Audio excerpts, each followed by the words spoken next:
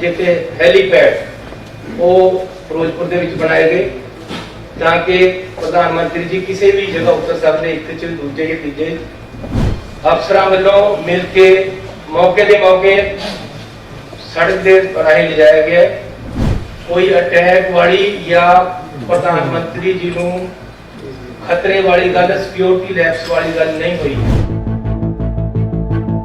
अज भी जो कोई पीसफुल प्रोटेस्ट रास्ते करना आ गया तो इस प्रधानमंत्री की सिक्योरिटी के नाल या उन्होंने कोई खतरे के नाल नहीं जोड़िया जाना चाहिए।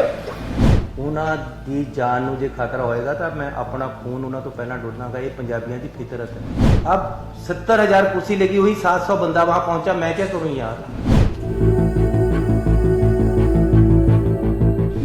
प्रधानमंत्री साहब का दौरा सी पंजाब का, उन्होंने फिरोजपुर के विच आना सी, कुछ उद्घाटन ते नाल उन्होंने एक पोलिटिकल रैली भी करनी सी। रास्ते दे विच वादा होने करके वो वापस मुंडा पिया, उस गल का सानू खेद है। आफ्टर ऑल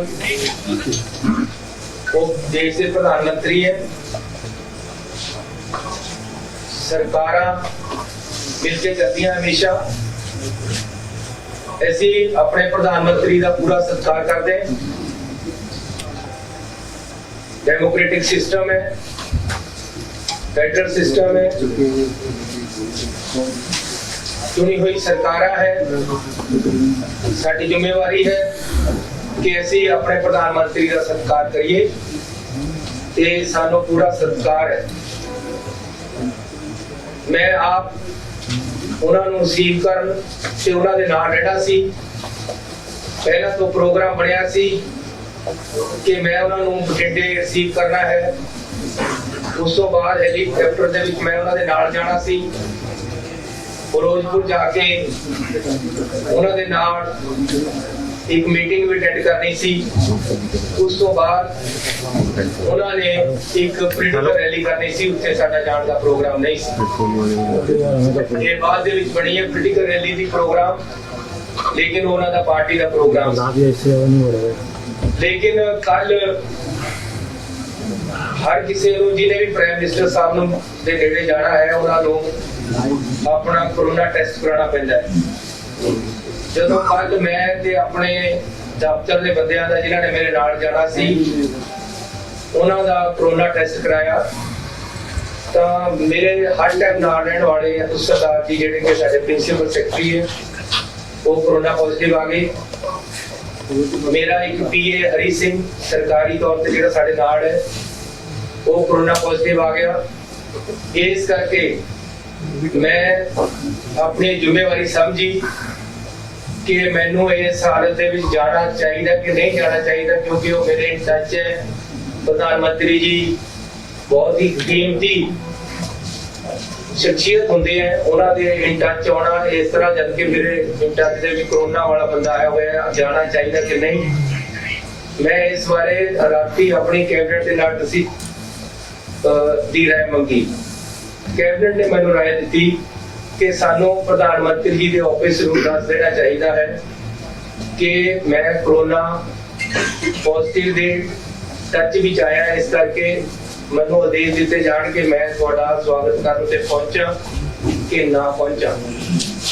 उत्तों सानू लिखती तौर पर आदेश आया व्हाट्सएप पे मैसेज कि हिमाचल ते हरियाणा के मुख्यमंत्री भी बीसी से जुड़ रहे, तुसी भी बीसी से जुड़ जाओ, ਤੁਹਾਨੂੰ फिर इस हालत च नाल नहीं आना चाहिए।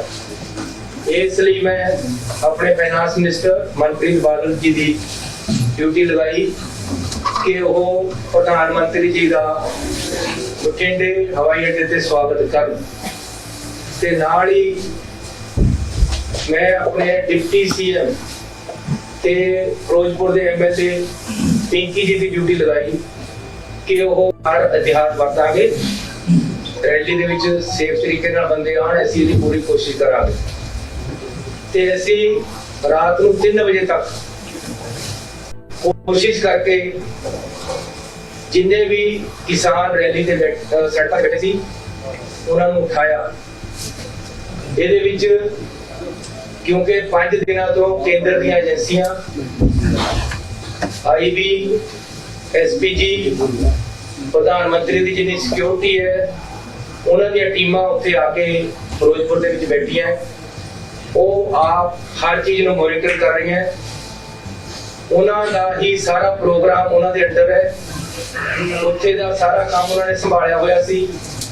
ਇਸ ਲਈ ਉਹਨਾਂ ਨੇ ਵੀ ਨਾਲ ਮਿਲ ਕੇ ਸਾਡੇ ਨਾਲ ਪੂਰੀ ਕੋਸ਼ਿਸ਼ ਕੀਤੀ। ਬੀਜੇਪੀ ਦੇ ਇੱਕ ਸ਼ਿਕਾਵਤ ਜੀ ਹੈ, ਉਹਨਾਂ ਨੇ ਕਿਸਾਨਾਂ ਦੇ ਨਾਲ ਮੀਟਿੰਗਾਂ ਕੀਤੀਆਂ ਕਿ ਰਾਸਤੇ ਖਾਲੀ ਕਰਵਾ ਦਿੱਤੇ ਜਾਣ। ਅਲਟੀਮੇਟਲੀ ਰਾਤ ਨੂੰ 2-3 ਵਜੇ ਤੱਕ ਅਸੀਂ ਸਭ ਲੋਕ ਕੇ ਰਾਸਤੇ ਖਾਲੀ ਕਰਾ ਦਿੱਤੇ। ਉਹਦੇ ਵਿੱਚ ਰਾਤ ਨੂੰ 1:30 ਵਜੇ ਮੈਨੂੰ ਟੈਲੀਫੋਨ ਆਇਆ ਸਾਡੇ ਚੀਫ ਸੈਕਟਰੀ ਦਾ ਕਿ ਜੀ ਜਿਹੜੇ ਐਜੀਟੇਟਰ ਹੈ ਉਹ ਇਹ ਗਰੰਟੀ CM ਆਫਿਸ ਵੱਲੋਂ ਮੰਗਦੇ ਆ ਕਿ ਜੀ ਅਸੀਂ ਤਾਂ ਉੱਠਾਂਗੇ, ਸਾਨੂੰ ਪ੍ਰਾਈਮ ਮਿਨਿਸਟਰ ਸਾਹਿਬ ਤੋਂ ਗਰੰਟੀ ਦਵਾਈ ਜਾਵੇ ਕਿ ਉਹ ਉਹਨਾਂ ਨਾਲ ਮੀਟਿੰਗ ਕਰਨਗੇ। ਮੈਂ ਉਹਨਾਂ ਨੂੰ ਕਿਹਾ ਰਾਤ ਨੂੰ ਪ੍ਰਾਈਮ ਮਿਨਿਸਟਰ ਸਾਹਿਬ ਨਾਲ ਤਾਂ ਹੋ ਨਹੀਂ ਸਕਦੀ ਗਰੰਟੀ, ਤੁਸੀਂ ਮੇਰੇ ਆਫਿਸ ਵੱਲੋਂ DC ਤੇ ਲਿਖਾ ਕੇ ਦੇ ਦਿਓ ਕਿ ਅਸੀਂ ਤੁਹਾਨੂੰ ਪ੍ਰਾਈਮ ਮਿਨਿਸਟਰ ਸਾਹਿਬ ਦਾ ਟਾਈਮ ਦਵਾ ਕੇ ਤੁਸੀਂ ਰਸਤੇ ਖਾਲੀ ਕਰ ਦਿਓ। ਅਲਟੀਮੇਟਲੀ ਰਾਤ ਨੂੰ ਕਿਸਾਨ ਮੰਨ ਗਏ, ਉਹਨਾਂ ਨੇ ਰਸਤੇ ਖਾਲੀ ਕਰਤੇ ਤੇ ਸਾਰੇ ਰਸਤੇ ਸਮੂਥਲੀ ਚੱਲਣ ਲੱਗੇ। ਉਸ ਤੋਂ ਬਾਅਦ ਮੈਂ ਰਾਤ ਨੂੰ ਲਗਭਗ 1:45 ਵਜੇ IB ਦੇ ਡਾਇਰੈਕਟਰ ਸਾਹਿਬ ਨੂੰ ਟੈਲੀਫੋਨ ਕੀਤਾ। ਬਾਈ ਚਾਂਸ ਉਹਨਾਂ ਨੇ ਚੱਕਿਆ ਨਹੀਂ। ਮੈਂ DGP ਨੂੰ ਕਿਹਾ ਕਿ ਉਹਨਾਂ ਦਾ ਮੈਨੂੰ ਨੰਬਰ ਭੇਜੋ ਪਹਿਲਾਂ। ਉਹਨਾਂ ਨੇ ਮੈਨੂੰ ਨੰਬਰ ਭੇਜਿਆ। ਮੈਂ ਆਪ ਉਹਨਾਂ ਨੂੰ ਕਾਲ ਕੀਤੀ ਕਿ ਹਾਲਾਤ ਬਿਲਕੁਲ ਕਲੀਅਰ ਹੋ ਗਏ ਹੈ, ਉਹਨਾਂ ਨੂੰ ਦੱਸਣ ਵਾਸਤੇ ਤੇ ਉਹਨਾਂ ਦੀ ਰਾਏ ਪੁੱਛਣ ਵਾਸਤੇ। ਲੇਕਿਨ ਉਸ ਸਮੇਂ ਉਹ ਚੱਕ ਨਹੀਂ ਸਕੇ। 3 ਵਜੇ ਤੱਕ ਇਹ ਕੰਮ ਐਸੀ ਕੀਤਾ ਹੈ। ਸਵੇਰੇ ਲਗਭਗ 6:30 ਵਜੇ ਮੈਨੂੰ IB ਡਾਇਰੈਕਟਰ ਦਾ ਟੈਲੀਫੋਨ ਆਇਆ। ਪਹਿਲਾਂ ਮੈਂ ਨਹੀਂ ਚੱਕ ਸਕਿਆ, ਕੁਝ ਮਿੰਟਾਂ ਬਾਅਦ ਮੈਂ ਉਹਨਾਂ ਨੂੰ ਕੀਤਾ, ਉਹਨਾਂ ਨਾਲ ਡਿਸਕਸ ਕੀਤਾ। ਉਹਨਾਂ ਨੇ ਮੈਨੂੰ ਦੱਸਿਆ ਕਿ ਰਾਤ ਸਾਰਾ ਠੀਕ ਹੋ ਗਿਆ, ਸਾਰੀ ਪੁਲਿਸ ਨੇ ਬੜੀ ਮਦਦ ਕੀਤੀ ਹੈ, ਸਾਡਾ DGP ਖੁਸ਼ੀ, ਸਾਰਾ ਕੁਝ ਠੀਕ ਹੋਇਆ। ਇਹ ਰਾਸਤੇ ਐਸੀ ਜਿਹੜੀ ਰੈਲੀ ਹੋਣੀ ਸੀ ਉਹਨਾਂ ਵਾਸਤੇ ਕਰਵਾਈ ਸੀ, ਉਹਨਾਂ ਦਾ ਹੀ ਪ੍ਰੋਗਰਾਮ, ਕਿਉਂਕਿ ਤਾਂ ਕਿ ਕੋਈ ਰੈਲੀ ਵਿੱਚ ਆਉਣ ਵਾਲੇ ਬੰਦੇ ਨੂੰ ਅਸੁਵਿਧਾ ਨਾ ਹੋਵੇ। ਐਸੀ ਜਿਹੜੇ ਕਿਸਾਨ ਐਜੀਟੇਸ਼ਨ ਕਰ ਰਹੇ ਸੀ ਉਹਨਾਂ ਨੂੰ ਇਹ ਭਰੋਸਾ ਦੇ ਦਿੱਤਾ ਸੀ ਕਿ ਆਪ ਜੀ ਨੂੰ ਸਾਰਿਆਂ ਨੂੰ, ਤੁਹਾਡੇ ਲੀਡਰਾਂ ਨੂੰ, ਉਹਨਾਂ ਵਿੱਚੋਂ ਅਸੀਂ ਪ੍ਰਾਈਮ ਮਿਨਿਸਟਰ ਸਾਹਿਬ ਤੋਂ ਮੀਟਿੰਗ ਦਾ ਟਾਈਮ ਦੁਆਰਾ ਵੀ ਇਸ ਗੱਲ ਤੇ ਸਹਿਮਤੀ ਹੋ ਗਈ ਸੀ ਕਿ ਕੋਈ ਉੱਥੇ ਐਜੀਟੇਸ਼ਨ ਰਿਹਾ ਨਹੀਂ ਸੀ। ਉਸ ਤੋਂ ਬਾਅਦ ਸਵੇਰੇ ਪ੍ਰਧਾਨ ਮੰਤਰੀ ਜੀ ਦਾ ਜਿਹੜਾ ਪ੍ਰੋਗਰਾਮ ਸਾਨੂੰ ਆਇਆ ਸੀ ਉਹ ਮੈਂ ਤੁਹਾਨੂੰ ਦੱਸਣਾ ਚਾਹੁੰਦਾ ਕਿ ਇਹ ਮਿੰਟ ਟੂ ਮਿੰਟ ਪ੍ਰੋਗਰਾਮ ਪ੍ਰਧਾਨ ਮੰਤਰੀ ਜੀ ਵੱਲੋਂ ਆਇਆ ਹੈ, ਉਹਨਾਂ ਦੇ ਆਫਿਸ ਵੱਲੋਂ ਆਇਆ ਹੈ।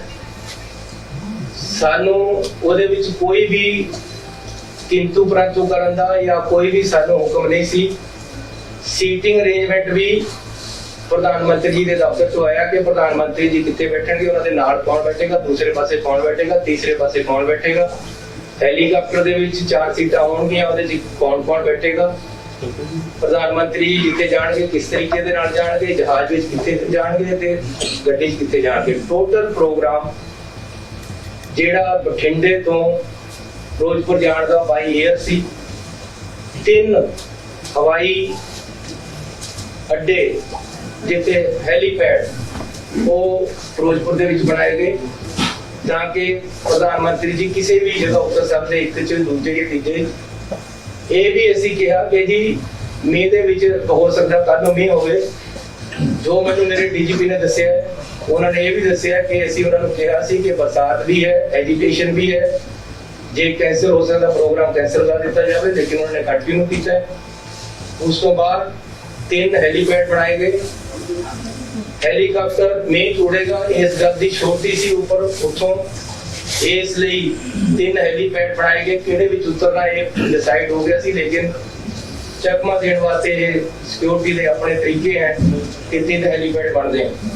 ਉਹਦੇ ਵਿੱਚ ਮੈਂ ਤੁਹਾਨੂੰ ਪ੍ਰੋਗਰਾਮ ਦੱਸ ਦੇਣਾ ਜੋ ਸਾਨੂੰ ਆਇਆ ਸੀ। ਜਨਵਰੀ 5 9:30 ਤੇ ਡਿਪਾਰਚਰ ਦਿੱਲੀ 에ਅਰਪੋਰਟ ਤੋਂ 10:25 ਤੇ 에ਅਰ ਅਰਾਈਵਲ ਬਠਿੰਡਾ 에ਅਰਪੋर्ट, 10:30 ਤੇ डिपार्चर बठिंडा एयरपोर्ट 5 मिनट बाद बाय MI-17 हेलीकॉप्टर, 11:05 से अराइवल किला चौक हेलीपैड फिरोजपुर। ये प्रोग्राम सानू लिखती तौर से उत्थों आया हुआ है। कोई भी सोच नहीं सी कि बाई रोड भी प्राइम मिनिस्टर साहब को लेके जाना है, ना ही कोई प्रोग्राम सी। ਸਾਨੂੰ ਇਹ ਐਗਜ਼ੈਕਟ ਦੱਸਿਆ ਗਿਆ ਸੀ ਕਿ ਹੈਲੀਕਾਪਟਰ ਤੇ ਉਹਨਾਂ ਨੇ ਜਾਣਾ ਹੈ। ਬੀਜੇਪੀ ਆ ਸਾਡੀ ਕੈਬਨਿਟ ਜਾਂ ਕਾਂਗਰਸ ਪਾਰਟੀ ਇਸ ਗੱਲ ਤੇ ਨਹੀਂ ਖੜੀ ਹੈ, ਨਾ ਹੀ ਅਸੀਂ ਕੋਈ ਇਹ ਕਹਿ ਰਹੇ ਕਿ ਤੁਸੀਂ ਨਾ ਲਗਾਓ, ਲੇਕਿਨ ਮੈਂ ਇਹ ਕਹਿ ਰਿਹਾ ਕਿ ਅਨਨੈਸੈਸਰੀਲੀ ਰਾਜਨੀਤੀ ਨਹੀਂ ਚਾਹੀਦੀ। ਇਹ ਬਿਲਕੁਲ ਹੀ ਨॉन ਪੋਲੀਟੀਕਲ ਮਸਲਾ ਹੈ। 1 ਸਾਲ ਤੋਂ ਕਿਸਾਨ ਦਿੱਲੀ ਵਿੱਚ ਵੀ ਬੈਠੇ ਹੈ ਯਾਰ, ਉੱਥੇ ਕੀ ਹੋ ਗਿਆ ਸੀ? ਆਖਰ 1 ਸਾਲ ਉੱਥੇ ਨਹੀਂ ਪੀਸਫੁਲੀ ਬੈਠੇ ਰਹੇ, ਉਹਨਾਂ ਨੇ ਕਿਹਾ ਹੀ ਨਾ ਕਦੇ ਕਿਸੇ ਤੇ ਅਟੈਕ ਕੀਤਾ। ਮੈਂ ਆਪਣੇ ਕਿਸਾਨਾਂ ਤੇ ਕਿਵੇਂ ਗੋਲੀ ਚਲਾਦਾ, ਮੈਂ ਉਹਨਾਂ ਤੇ ਕਿਵੇਂ ਲਾਠੀਆਂ ਮਾਰਾਂ? ਮੈਂ ਪਿਆਰ ਨਾਲ ਠਾਲ ਸਕਦਾ ਉਹਨਾਂ ਨੂੰ, ਰਾਤ ਨੂੰ ਠਾਲਿਆ ਹੀ ਹੈ। ਮੈਨੂੰ ਰਾਤ ਵੀ ਹੋਮ ਮਿਨਿਸਟਰ ਸਾਹਿਬ ਦਾ ਟੈਲੀਫੋਨ ਆਇਆ ਕਿ ਜੀ ਬੰਦੇ ਸੜਕ ਤੇ ਆ ਕੇ ਬੈਠ ਗਏ, ਸਾਡੀ ਰੈਲੀ ਹੈ। ਪ੍ਰਾਈਮ ਮਿਨਿਸਟਰ ਸਾਹਿਬ ਨੇ ਤਾਂ ਬਾਈ ਰੋਡ ਜਾਣਾ ਹੀ ਨਹੀਂ ਸੀ, ਉਹਨਾਂ ਨੂੰ ਰੋਕਣ ਵਾਸਤੇ ਨਹੀਂ ਸੀ ਬੈਠਿਆ ਕੋਈ। ਹੋ ਸਕਦਾ ਉਹ ਐਜੀਟੇਟਰ ਨੂੰ ਰੋਕਣ ਵਾਸਤੇ ਬੈਠੇ ਹੋਣ, ਉੱਥੇ ਤੱਕ ਤਾਂ ਗਿਆ ਹੀ ਕੋਈ ਨਹੀਂ। एक मिनट, राजनीति जी पूछ रहे हैं, राजनीति जी पूछ रहे हैं।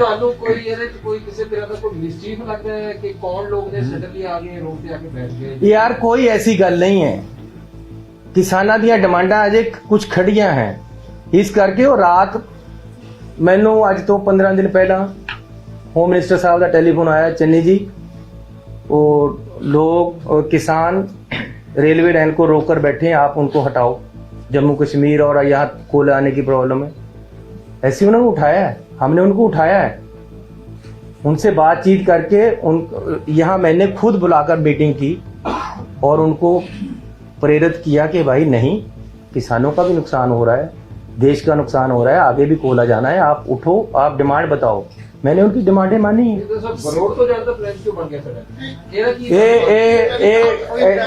ऐसी नहीं ये फैसला लिया, ये फैसला प्राइम मिनिस्टर ऑफिस ਦਾ ਸੀ, ਰੋਡ ਤੋਂ ਜਾਣ ਦਾ। ਉਹਨਾਂ ਨੂੰ ਸ਼ਾਇਦ ਹੈਲੀਕਾਪਟਰ ਵਾਲਿਆਂ ਨੇ ਕਿਹਾ ਹੋਵੇ ਕਿ ਬਾਰਿਸ਼ ਜ਼ਿਆਦਾ ਹੈ ਜਾਂ ਮੌਸਮ ਜ਼ਿਆਦਾ ਖਰਾਬ ਹੋ ਗਿਆ, ਇਸ ਕਰਕੇ ਰੋਡ ਚਲੇ ਗਿਆ। ਅਦਰਵਾਈਜ਼ ਇਹਦੇ 'ਚ ਕੋਈ ਸਿਕਿਉਰਿਟੀ ਲੈਪਸ ਵਾਲੀ ਗੱਲ ਨਹੀਂ, ਕੋਈ ਕਿਸੇ ਤਰ੍ਹਾਂ ਦਾ ਖਤਰਾ ਨਹੀਂ ਸੀ।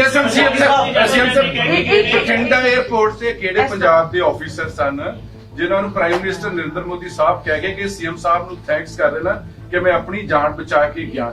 ਇਹ ਕੀ ਸਾਜ਼ਿਸ਼ ਹੋ ਸਕਦੀ ਕਿ ਪੰਜਾਬ ਨੂੰ ਦੇਖੋ, ਸਾਡੇ ਪ੍ਰਧਾਨ ਮੰਤਰੀ ਦੀ ਜਾਨ ਨੂੰ ਇੱਕ ਸੁਣ, ਪੀਐਮ ਆਫਿਸ ਨੂੰ ਜਾਂ ਪ੍ਰਾਈਮ ਮਿਨਿਸਟਰ ਸਾਹਿਬ ਨੂੰ ਰਿਕਵੈਸਟ ਕਰੋ ਕਿ ਕਲੈਰੀਫਾਈਡ ਕਰਨ ਕਿ 3 ਕਰੋੜ ਲੋਕਾਂ ਨੂੰ ਤੁਸੀਂ ਇੱਕ ਝਟਕੇ ਦੇ ਨਾਲ ਬਦਨਾਮ ਕਰਕੇ ਕਿ ਮੇਰੀ ਜਾਨ ਨੂੰ ਖਤਰਾ ਹੈਗਾ। ਤੁਹਾਡੇ ਆਫੀਸਰ ਕੌਣ ਸੀ ਉੱਥੇ ਮੌਕੇ ਤੇ ਜਿਨ੍ਹਾਂ ਨੂੰ ਕਹਿ ਕੇ ਗਏ ਨੇ?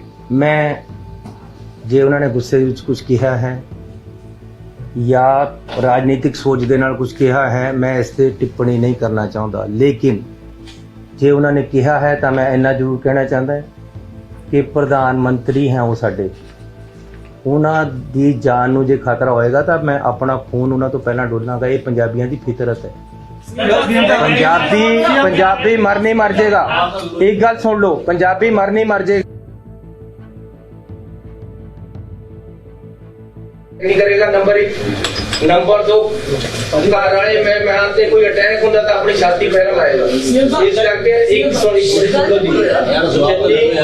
या साडी कैबिनेट आप पूरे होकर हुकूम दे देगी, लेकिन अपने देश के प्रधानमंत्री के चले वो नहीं आते की, लेकिन नाल नाल किसी तरह का इतने कोई खतरा नहीं सी, कोई नुकसान नहीं होया।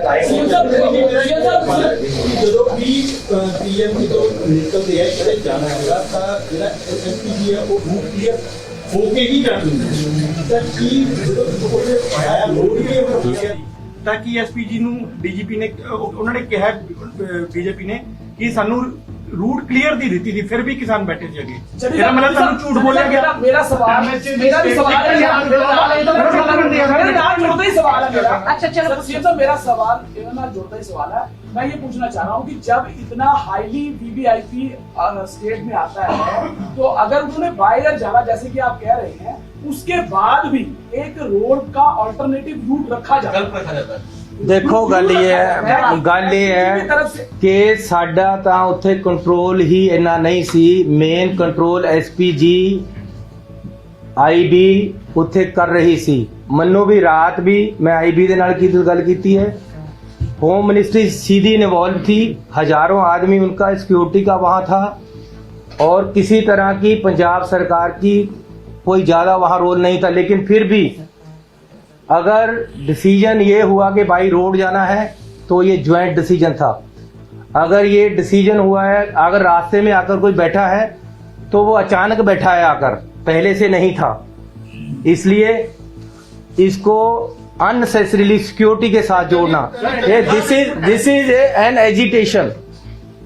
इसको सिक्योरिटी के साथ जोड़ना एक राजनीति हो सकती है, ये सिक्योरिटी के साथ जुड़ी हुई बात नहीं है। अगर एक साल किसान दिल्ली में बैठ सकते हैं तो क्या वो प्रधानमंत्री जी को या होम मिनिस्टर को या मुझे या किसी और को खतरा था? वो एक राजनीति नहीं थी, वो उनका एजिटेशन पीसफुल एजिटेशन था। यहाँ भी पीसफुल एजिटेशन था। रात हमने एजिटेशन उठाया था, अचानक कोई आकर बैठ गया तो उसमें कोई ये नहीं है कि जी किसी को खतरा था।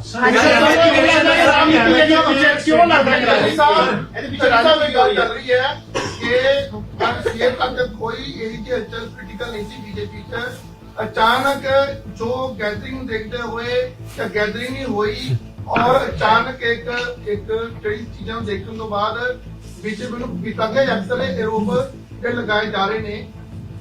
ਤੁਹਾਡੇ ਲੀਡਰ ਬੋਲੇ ਤਾਂ ਉਹਨਾਂ 'ਚ ਵੀ ਕਿਤੇ ਨਾ ਕਿਤੇ ਹੈਗੀ ਸੁਦੂਖਾ। ਕੀ ਇਹ ਜੀ ਗੱਲ ਤੁਹਾਡੇ ਕੰਨ ਤੱਕ ਪਹੁੰਚੀ ਹੈ ਕਿ ਵੀ ਜਿਹੜਾ ਇੱਕ ਅਚਾਨਕ ਜਿਹੜੇ ਰਾਸ਼ ਨੂੰ ਦੇਖਦੇ ਹੋਏ ਜਾਂ ਭੀੜ ਨਾ ਹੁੰਦੇ ਹੋਏ ਇੱਕ ਮੋਦੀ ਨੇ ਆਪਣਾ ਇੱਕ ਚੁਣਾਵੀ ਰੈਲੀ ਨੂੰ ਕਾਮਯਾਬ ਬਣਾਉਣ ਦੇ ਦੇਖਦੇ ਹੋਏ ਇਹਦਾ ਸਟੰਟ ਜਾਂ ਤੁਹਾਨੂੰ ਇਹ ਲੱਗਾ ਜਾਂ ਹੋਇਆ ਹੈ? देखो रात यहाँ कैबिनेट मीटिंग थी, लगभग 9:30 बजे मैं यहाँ से निकला। मेरे घर से पहले एकदम 25-50 आदमी मेरी गाड़ी के आगे बैठ गए। मैंने ड्राइवर को बोला अभी पीछे लो गाड़ी पीछे घुमाई, हम दूसरे रास्ते से घर अपने चले गए। अब मैं ये अगर रात को वही FIR कर देता कि जी ये तो मेरी जान पे पड़े थे, वो जान पे थोड़े पड़े थे यार, उनकी कोई प्रॉब्लम है। वो अनएम्प्लॉयड यूथ था या ETT टीचर थे जो जिनकी नौकरी नहीं लग रही थी या उनकी नौकरी में कोई प्रॉब्लम थी। ऐसे ही एक किसान कोई और अत्यावादी नहीं थे, कोई गलत आदमी नहीं थे। ये हो सकता है कोई उनका अपनी प्रॉब्लम हो, इसमें इसको सिक्योरिटी के साथ जोड़ना गलत है। मैं कह रहा हूं कि क्यों पॉलिटिक्स कर रहे हो ये। मैं अगर यहाँ से जाता जाता वापस मुड़ सकता हूं अपने घर को, ये सामने हुआ। अब चंडीगढ़ में यूटी पुलिस है, हमारी भी यहाँ मेरे साथ भी 10-20 बंदे होते हैं। मैं कहूँ जी मुझे चंडीगढ़ वालों ने अटैक करवा दिया रात, ये कोई बात बनती है? सीएम साहब सुनील जाखड़ ने कह रहे हैं कि जो कुछ हुआ अनएक्सेप्टेबल है, पीएम के काफिले ਨੂੰ सेफ पैसेज इंश्योर किया जाना चाहिए। देखो मैंने तो खुद कहा जी, मुझे खेद है, ये नहीं होना चाहिए था, मैंने कहा है। अब चंडीगढ़ जांच कौन कर रहे हो?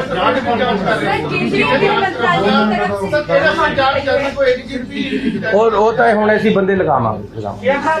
हरियाणा मुख्यमंत्री से बात हुई, उन्होंने कहा भाई चंद्री साहब को मुख्यमंत्री रहने का कोई अधिकार नहीं है, मैं राष्ट्रपति से बात करूंगा, सरकार को बर्खास्त करें। अरे रात मुझे मुख्यमंत्री के हरियाणा के मुख्यमंत्री के घर के सामने वो रोका था। बीजेपी लोग सुनो, रात मुझे मुख्यमंत्री हरियाणा के घर के आगे 50 आदमियों 25-30 आदमियों ने एकदम रोक लिया, आगे आकर बैठ गए। तो अब मैं कहूँ कि हरियाणा का मुख्यमंत्री रिजाइन कर दे? अरे यूटी यहाँ पुलिस है, मुझे रात रोका है, मैं गाड़ी वापस लेकर दूसरे रास्ते गया, मैं अब कहूँ कि यहाँ अमित शाह जी रिजाइन कर दें? किस बात का भाई? अरे ये पहली बात ये है कि this is a political agitation, इसमें सिक्योरिटी लैप्सेस वाली बात नहीं है, खतरे की कोई बात नहीं है।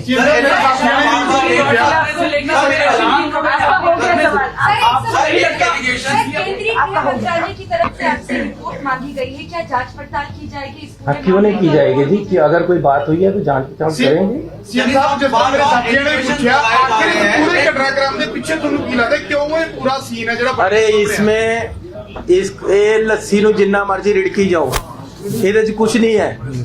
ਗੱਲ ਸਿਰਫ ਇੰਨੀ ਹੈ ਕਿ ਪ੍ਰਧਾਨ ਮੰਤਰੀ ਜੀ ਆ ਰਹੇ, ਉਹਨਾਂ ਨੇ ਉੱਥੇ ਰੈਲੀ ਕਰਨੀ ਸੀ, किसाना ने रैली ਨੂੰ रोकने वास्ते आले दाले बंदे लगा दिए। 1 मिनट यार, इतनी मैं जाऊंगा नहीं कहीं।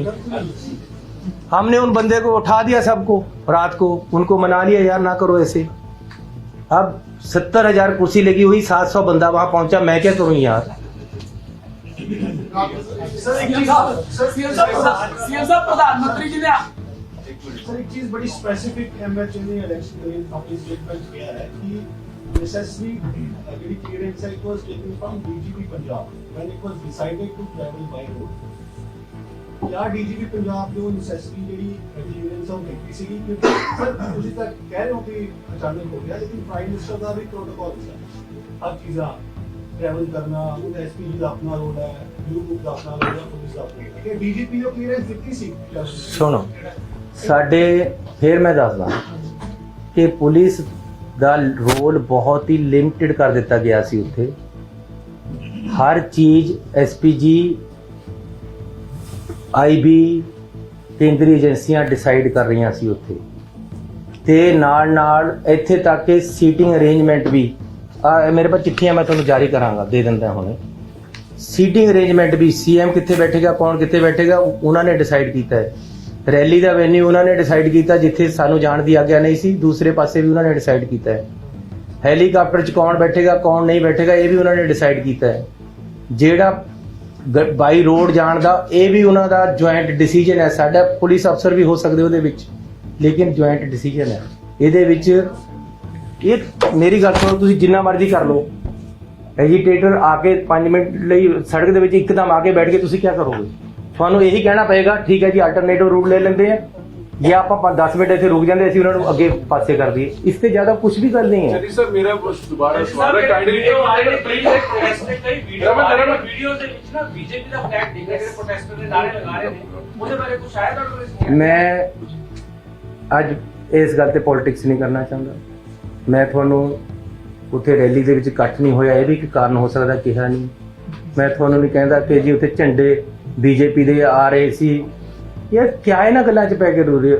ਅਲਟੀਮੇਟਲੀ ਗੱਲ ਇਹ ਹੈ ਕਿ ਇਹ ਇੱਕ ਐਜੀਟੇਸ਼ਨ ਸੀਗਾ, ਐਜੀਟੇਸ਼ਨ ਵਾਲੇ ਅੱਗੇ रुके हुए सी और बीएम साहब को पीछे रोककर बता दिया गया आगे एजिटेशन वाले आ गए हैं, हमें रूट चेंज करना पड़ेगा। सीएम साहब, उन्होंने वापस जाने का इरादा कर दिया, ये उनका इरादा है, हम नहीं रोक सकते। सीएम साहब, मेरा फिर सवाल है, सिक्योरिटी ब्रीच आजकल फैशन हो चुका है, ਤੁਸੀਂ ਵੀ ਕਈ ਵਾਰ ਤੋੜ ਕੇ ਬੱਚਿਆਂ ਚਲੇ ਜਾਂਦੇ, ਪ੍ਰਾਈਮ ਮਿਨਿਸਟਰ ਸਾਹਿਬ ਨੇ ਕਈ ਵਾਰ ਆਪ ਤੋੜੀ ਹੈ।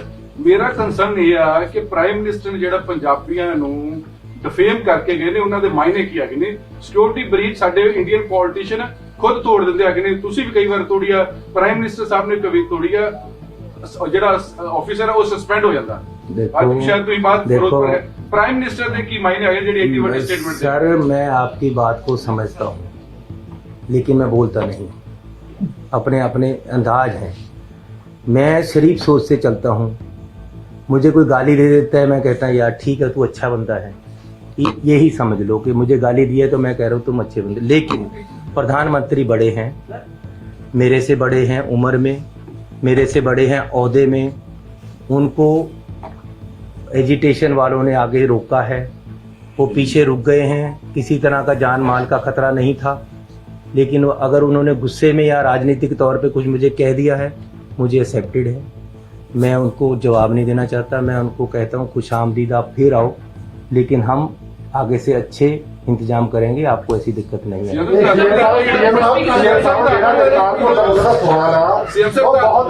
बहुत ਵੱਡਾ ਮੈਨੇ ਰੱਖਿਆ, ਜਿਹੜੇ ਭੁੱਲਰ ਸਾਹਿਬ ਬਾਰ-ਬਾਰ ਸਵਾਲ ਖੜੇ ਕਰ ਰਹੇ ਨੇ। ਤੁਸੀਂ ਕਿਹਾ ਕਿ 1 ਸਾਲ ਕਿਸਾਨ ਉੱਥੇ ਬੈਠੇ, ਪ੍ਰਧਾਨ ਮੰਤਰੀ ਨੇ ਸਮੁੱਚੇ ਪੰਜਾਬੀਆਂ ਦੀ ਜਿਹੜੀ ਐਸੀ ਵੱਡੀ ਗੱਲ ਕਹਿ ਕੇ ਗਏ ਆ ਕਿ ਸ਼ੁਕਰ ਆ ਮੈਂ ਉੱਥੇ ਜਿੰਦਾ ਆ ਗਿਆ, ਇਹ ਬਹੁਤ ਵੱਡੀ ਗੱਲ ਆ। अरे मैं कह रहा हूँ भाई साहब, कह रहा हूँ मैं ਅੱਤਵਾਦੀ ਦੱਸਿਆ ਗਿਆ, ਖਾਲਿਸਤਾਨੀ ਦੱਸਿਆ ਗਿਆ, मतलब की ਇੱਥੇ ਦੱਸਿਆ ਜਦੋਂ ਕਿਸਾਨ ਨੂੰ ਦੋਨਾਂ ਦੱਸਿਆ। देखिए मेरी बात ਇਸ सुनो, ਕਰਕੇ ਅੱਜ ਫਿਰ ਪ੍ਰਧਾਨ ਮੰਤਰੀ ਨੇ ਇੱਕ 3 ਕਰੋੜ ਪੰਜਾਬੀਆਂ ਦੀ ਬੇਇੱਜ਼ਤੀ ਕਰਕੇ ਗਏ ਨੇ। ਇਸ ਕਰਕੇ ਬਾਰ-ਬਾਰ ਜਗਤਾਰਪੁਰ ਤੋਂ ਕੰਪਨੀ ਇਹ ਗੱਲ ਕਹਿ ਰਹੇ ਨੇ ਕਿ ਤੁਸੀਂ ਜਿਹੜੇ ਮੈਨੇ ਕੀ ਹੈ ਉਹਦੇ ਬਾਰੇ ਦੱਸੋ। मेरी बात सुनो, मैं इसके मैंने नहीं निकालना चाहता, मुझे पता है मैंने क्या है, लेकिन निकालना नहीं चाहता। मैं एक जिम्मेवार पोस्ट पे हूँ।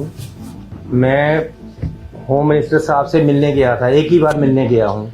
मैंने उनको हाथ जोड़कर एक बात कही थी, मैं ये कसम खा के कह सकता हूँ, जो मैं क्या बता रहा हूँ वो सच है कि होम मिनिस्टर साहब, मैं हाथ जोड़कर कहता हूँ, चुनाव आने वाले हैं, कोई मुख्यमंत्री बने, कोई पार्टी जीते, मुझे इससे मतलब नहीं है।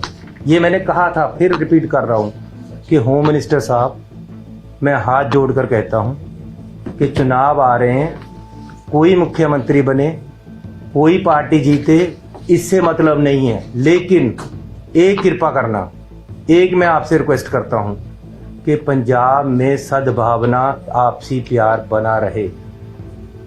पंजाब में किसी तरीके से कोई भी गड़बड़ ना हो इलेक्शन में, इसका जरूर ध्यान रखना।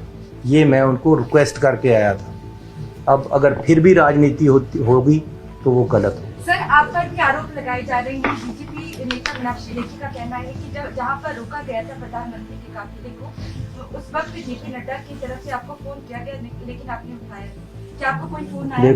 देखो, मुझे कोई टेलीफोन उनका नहीं आया। हाँ, होम मिनिस्टर साहब का टेलीफोन आया था। उन्होंने मुझे कहा कि वहाँ कुछ एजिटेटर आ गए हैं, ये गलत हो गया है, प्रधानमंत्री जी ने वापस आने का निर्णय ले लिया है।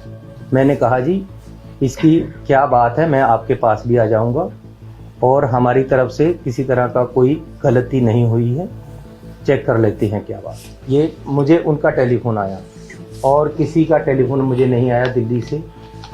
जो मुझे कोई टेलीफोन करता है, मेरे पास टेलीफोन है, मैं उसी समय उठा लेता हूँ। नहीं तो मेरे साथ 2-4 आदमी होते सरकार के, वो मेरी बात करा देते हैं। मेरी होम मिनिस्टर साहब ने भी किसी मेरे साथी ने मेरे साथ जो IAS थे, उनके टेलीफोन पे बात हुई। गृह मंत्रालय ने कोई एसएसपी विरुद्ध कोई कार्रवाई की है? कादी जी, केंद्रीय गृह मंत्रालय में तो पता लग गया भी ਤੁਹਾਡੇ ਜਿਹੜੇ ਅਫਸਰ ਦੇ ਖਿਲਾਫ ਕੋਈ ਕਾਰਵਾਈ नहीं, ऐसी कोई गल नहीं है। So thank you very much जी। ਉਹ ਯਾਰ ਹੁਣ ਆ ਗੱਲ ਨਿਬੇੜ ਲਈਏ। ਬਹੁਤ ਧੰਨਵਾਦ ਤੁਹਾਡਾ ਸਾਰਿਆਂ ਦਾ।